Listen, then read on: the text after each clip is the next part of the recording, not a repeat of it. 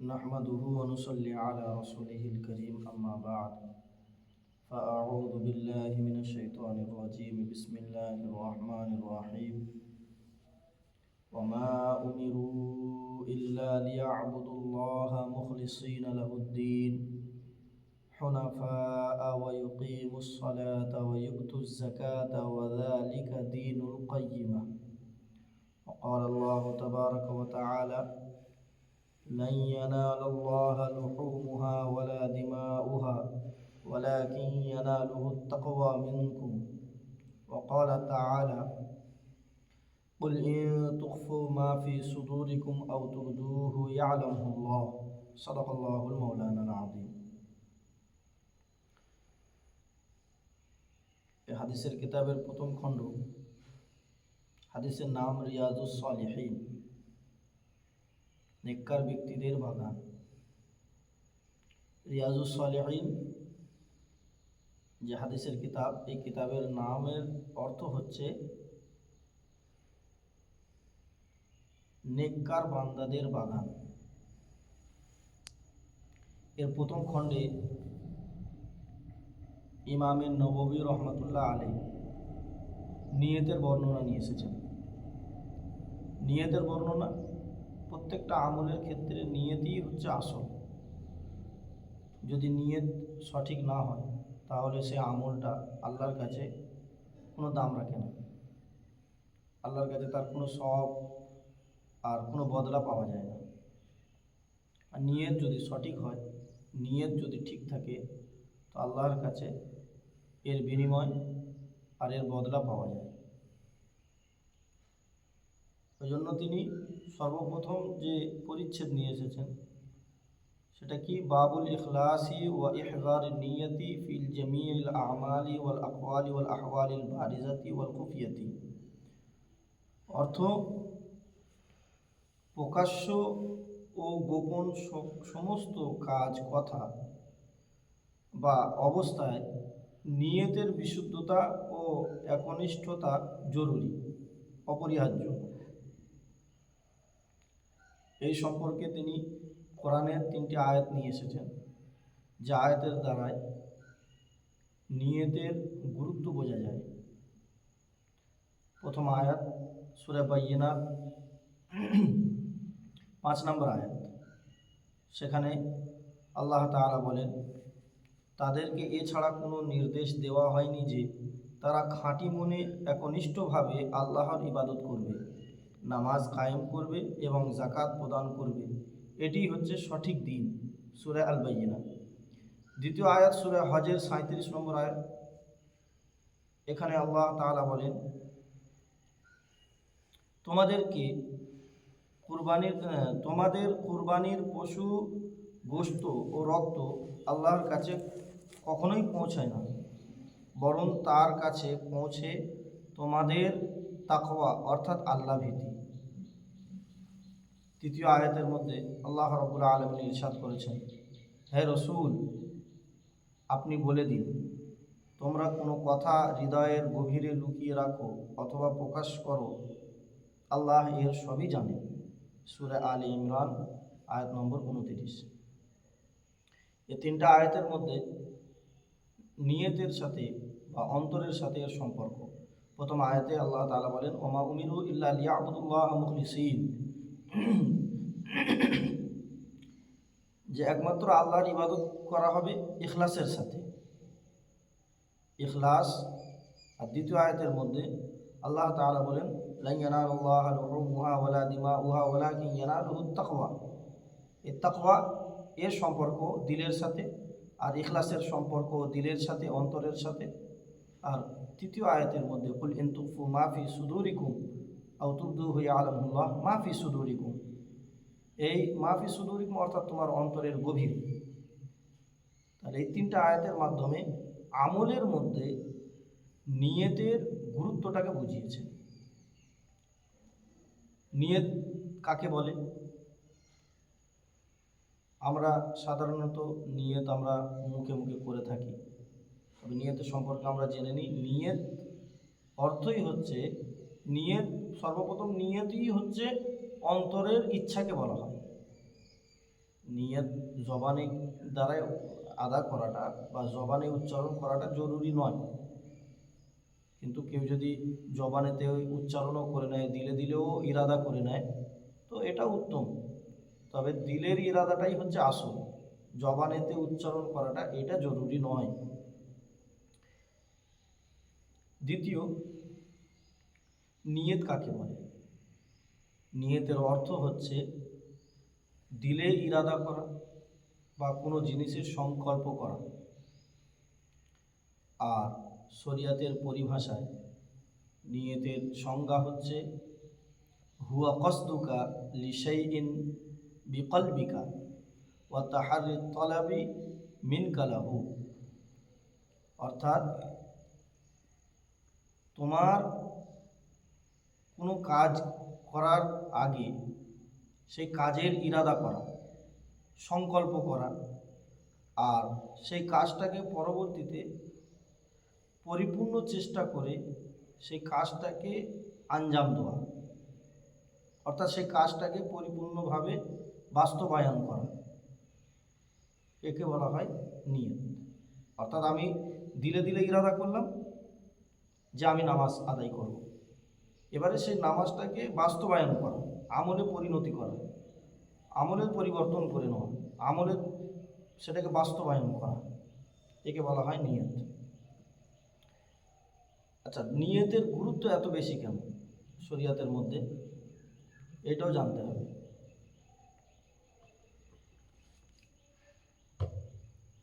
নিয়ত যেমন আল্লাহ তাবারক ওয়া তাআলা আমাকে আপনাকে সৃষ্টি করেছেন, সৃষ্টির সাথে সাথে সিরিফ আমাদের যে অঙ্গগুলো আমাদের শরীরের মধ্যে দিয়েছেন, এই সমস্ত অঙ্গ আর আমাদের যে শরীরের সমস্ত বডি এ বহুত দামি। চোখের দাম অনেক, দাম অর্থাৎ এহমিয়ত, এর মর্যাদা। কোনো মানুষ যদি অন্ধ হয় তো তার কাছে পুরো দুনিয়াটাই হচ্ছে অন্ধকার। আর আল্লাহ তাবারক ওয়া তাআলা আমাকে আপনাকে দেখার শক্তি দিয়েছে, তো চোখের মর্যাদা আমরা বুঝি, কানের মর্যাদা আমরা বুঝি, হাতের পায়ের সমস্ত অঙ্গের দাম আছে।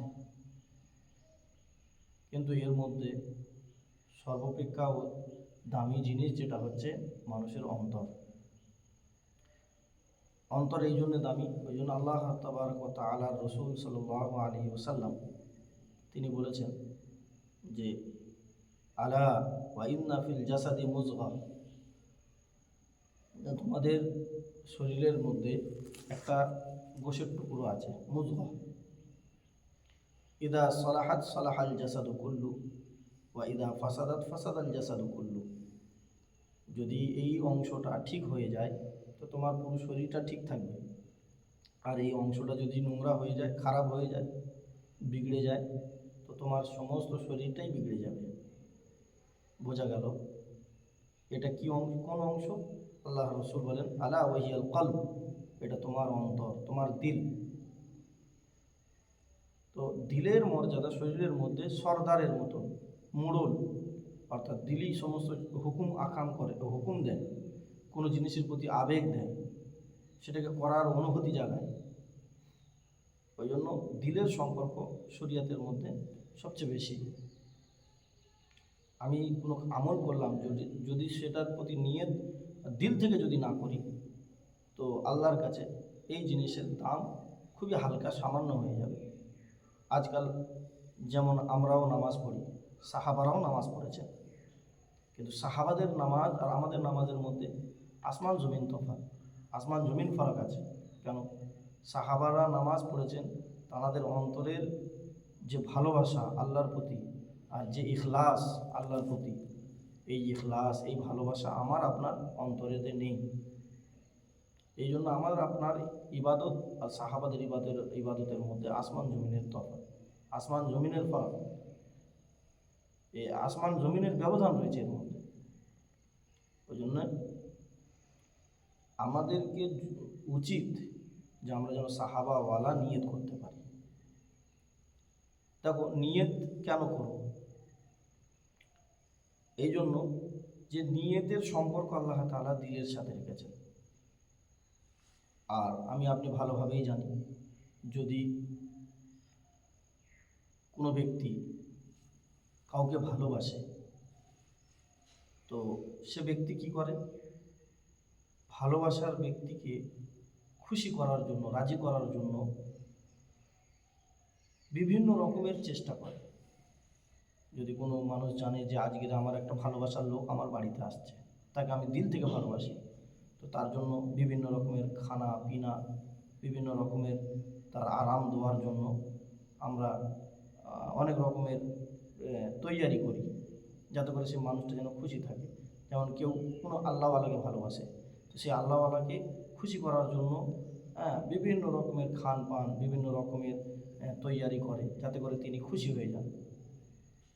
আর কোনো মানুষ যখন কোনো মানুষকে ভালোবেসে কোনো কাজ করে, তো এই কাজটাকে সে কষ্ট মনে করে না, সে সেটাকে খুশি খুশি করে। তেমনি আমরা কোনো যখন ইবাদত করবো আল্লাহর জন্য, যদি আমাদের দিলের মধ্যে আল্লাহর জন্য ভালোবাসা থাকে, তাহলে আমরা আল্লাহর যেই ইবাদত করি না কেন সেটা আমাদের জন্য কষ্ট মনে হবে না, বরং সেটা আমাদের জন্য খুশির কারণ হবে, যে আমি আমার আল্লাহকে রাজি করতে পারছি, বা আমি এই কাজটা করলে আল্লাহ রাজি হয়ে যাবে। তো অন্তর দিয়ে কোনো কাজ করা, দিল থেকে কোনো কাজ করা, এই কাজটাকে পরিপূর্ণ খাঁটি বানায়। এখানে লোক দেখানো হয় না, স্বার্থ থাকে না। যেমন কোনো ব্যক্তিকে যদি আপনি বাড়িতে নিয়ে আসেন, সে কোনো সরকারি কর্মচারী, তো আপনি তাকে চা পানি বিস্কুট দিচ্ছেন, বা তাকে ভালোবাসছেন, তাকে সম্মান দিচ্ছেন, কিন্তু এর পিছনে কি উদ্দেশ্য আছে, যে এই ব্যক্তিটার দ্বারাই আমি কিছু সরকারি কাজ বার করে নেব। তো সেই ব্যক্তিটা যখন জানতে পেরে যাবে যে এই ব্যক্তিটা যে আমাকে যে ভালোবাসা দিচ্ছে, আমাকে যে চা পানি নাস্তা যা কিছু করাচ্ছে, এর একটা স্বার্থ এর পিছনে রয়েছে, যে আমার দ্বারাই কোনো সরকারি কাজ করিয়ে নেবে। তো আসলে বলুন, সে ব্যক্তিটা কি মানে তাকে পরিপূর্ণভাবে দিল থেকে ভালোবেসে তাকে তার কাজটা করে দেবে? সে বুঝতে পেরে যাবে যে না, এই ব্যক্তিটা নিজের স্বার্থের জন্য এই কাজটা করছে, নিজের কাজটাকে বের করে নেওয়ার জন্য আমাকে ভালোবাসছে। তো এতে অন্তরে তার পরিপূর্ণ এর প্রতি ফিলিংস থাকবে না, সে ব্যাস জাস্ট হ্যাঁ কাজ যেরকম করে কেটে দেবে। আর কোনো ব্যক্তি যদি কাউকে মানে আসলেই তাকে দিল থেকে ভালোবাসে, তো সে ব্যক্তিটা তার জন্য খাঁটি মনে তার কাজ করে দেবে, এবং সেটা করাতে তাকে নিজের খুশি মনে করবে। যেমন সন্তান বাপ মার জন্য কোনো কাজ করলে সেটাকে কষ্ট মনে করে না, বা নিজের কোনো ভালোবাসার লোকের জন্য কোনো কাজ করতেছে যেমন কোনো কষ্ট বোধ করে না, সে সেটাকে খুশি খুশি করে। তেমনি আমি আপনি যদি আল্লাহর ইবাদতকে যদি দিলের নিয়েতে যদি পরিপূর্ণ খুশি খুশি করি, তো এটা আমার আপনার জন্য এটা কষ্টের কারণ হবে না, বরং এটা খুশির কারণ হবে। আর এটাকেই আল্লাহ ভালোবাসেন। ওই জন্য আল্লাহ তাআলা বলেন যে লা ইয়ানালুল্লাহা লুহুমুহা ওয়ালা দিমাউহা ওয়ালাকিন ইয়ানালুহুত তাকওয়া মিনকুম, যে তোমরা যে কুরবানির পশু জবাই করছো, তো এর না রক্ত আল্লাহর কাছে পৌঁছায়, না এর গোশত আল্লাহর কাছে পৌঁছায়। আগে ঘরের জামানায় কুফার মুশরিকিন মক্কার কাফেররা কী করতো, কুরবানির কুরবানির জন্তুকে শুইয়ে তাকে কুরবানি করার পর, জবাই করার পর তার রক্তগুলো নিয়ে গিয়ে কাবা শরীফের উপরে ছড়িয়ে দিত। ওরা মনে করতো যে এটা এবারে আল্লাহর কাছে পৌঁছে গিয়েছে।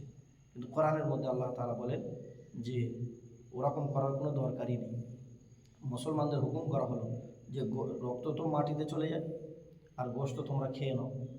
আমি আল্লাহ আমার কাছে যেটা পৌঁছায় সেটা হচ্ছে তোমার দিলের তাকওয়া। তোমার দিলের মধ্যে কি আছে, তুমি কি এই যে কুরবানির পশুটা তুমি যে জবাই করলে, কুরবানি করলে, এতে কি আমার সন্তুষ্টি আসল উদ্দেশ্য ছিল, না মানুষ দেখানো, লোক দেখানো? যদি আমি আল্লাহ আমাকে খুশি করার জন্য তুমি এই জিনিসটা করেছো, তাহলে তো এর সওয়াব তুমি পাবে। আর যদি এটা লোক দেখানো হয়ে যায়, তাহলে এর কোনো সওয়াবই পাওয়া যাবে না। ওই জন্য এবারে কোনো মানুষ আছে, সে লোক দেখানো করে, কিন্তু সে যদি মুখে মুখে বলে যে না আমি এটা লোক দেখানো করছি না, আমার তো এতে পরিপূর্ণ আল্লাহর সাথে আমার সম্পর্ক, আমার নিয়ত হচ্ছে আমি আল্লাহকে রাজি খুশি করব। তো পরে আর আয়াতের মধ্যে আল্লাহ তাআলা বলেন কুল ইন তুখফু মা ফি সুদুরিকুম আও তুবদুহু ইয়ালামুল্লাহ, এই নবী আপনি বলে দেন যে আমরা যে কথা বলছি আমাদের দিলের মধ্যে কি আছে এ সম্পর্কে আল্লাহ তাআলা ভালোভাবেই জানেন। হ্যাঁ, আমি সেটা প্রকাশ করি আর না করি, আমি লোক দেখাই রিয়া করি, রিয়া করছি কি আল্লাহকে রাজি খুশি করার জন্য করছি, এ সম্পর্কে আল্লাহ তাআলা ভালো জানেন। মাফি সুদুরিকুম, আমার দিলের গভীরের মধ্যে যে কথাটা আছে, হ্যাঁ, এটাও আল্লাহ তাআলা জানেন। ওই জন্য আল্লাহর কাছে কোনো জিনিস অস্পষ্ট নেই, সবই স্পষ্ট, আল্লাহ তাআলা সবই জানেন। ওই জন্য আল্লাহ তাআলা আমাকে আপনাকে নিয়তকে সঠিক করার, নিয়তকে খাঁটি করার, ইখলাসের সাথে আমল করার তৌফিক দান করুন। ওয়া আখিরু দাওয়ানা আলহামদুলিল্লাহি রাব্বিল আলামিন।